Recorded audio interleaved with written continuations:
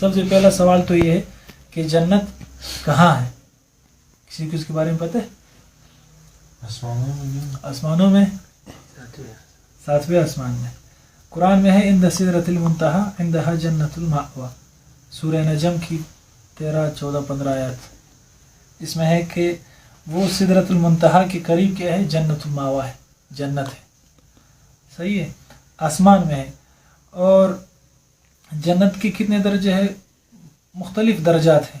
بعض نے کہا 100 درجات ہے، بعض نے مختلف 100 درجے ہیں. اور ہر 2 درجے کے درمیان میں مثلا ایک درجہ یہ ہے، ایک یہ ہے، ان دونوں کے بیچ میں جو ہے وہ 100 اتنا فاصلہ ہے جتنے کہ زمین اور آسمان کے درمیان اتنا فاصلہ ہے.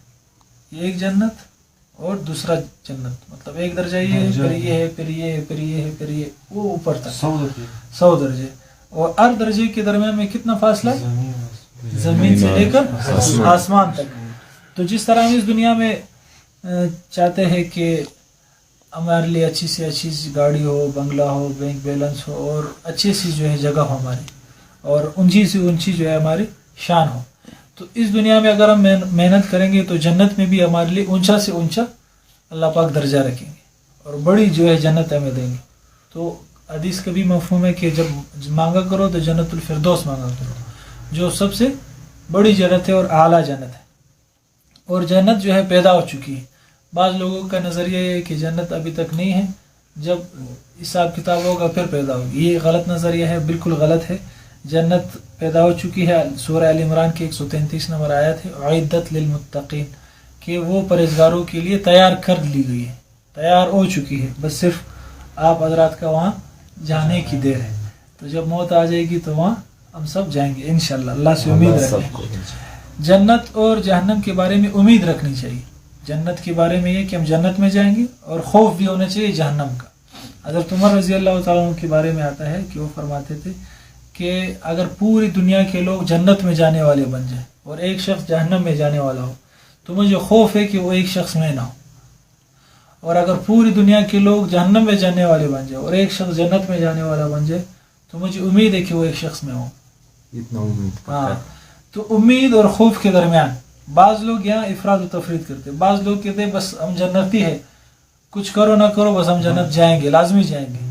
تو یہ اللہ مالک ہے، اللہ غفور الرحیم ہے. لگے رہو منا بھائی ڈبل ٹاپ اور کیا یہ زبردست ایسے مطلب گناہ میں لگے ہوئے رہتے ہیں کہ پوچھو نہیں. لیکن کیا ہے یہ زیادہ امید بھی کیا ہے خطرناک ہے. اور کم خوف رکھنا چاہیے. خوف کیا کرنا چاہیے؟ رکھنا چاہیے. اب بعض لوگ جو بہت زیادہ امید رکھتے ہیں یہ بھی غلط ہے، اور بعض لوگ بالکل نا امید ہو جاتے ہیں کہ بھائی ہم تو جہنمی ہیں، ہم تو گناہ کر رہے ہیں، ویسے اور زیادہ گناہ کرنے والے بن جائے، ہم تو جہنمی ہیں، ہم نے تو جانا ہی جہنم میں، تو اور زیادہ جو ہے گناہ کر لو. تو یہ بھی غلط ہے. خوف اور امید دونوں کے درمیان میں ہونا چاہیے انسان کا ایمان. انسان کو بیلنس رہنا چاہیے، برابر، نہ بہت زیادہ امید نہ بہت زیادہ خوف، درمیان میں، کہ انسان کو اتنا خوف ہو کہ گناہ سے بچ جائے اور اتنی امید ہو کہ وہ نیک اعمال پر آ جائے. تو یہ دونوں جو ہے اس کو بیلنس رکھنا. یہاں تک بات سمجھ میں آ گئی؟ تو 2 سوالات تھے. جنت کہاں پر ہے؟ 7ویں آسمان کا میں نے ذکر کہا ہے، سدرۃ المنتہی کے پاس. صحیح ہے. اور کتنے درجات ہیں؟ 100 درجات. ہر درجے کے درمیان میں کتنا فاصلہ ہے؟ زمین سے لے کر آسمان تک. اور جنت پیدا ہو چکی ہے یا نہیں؟ پیدا ہو چکی ہے.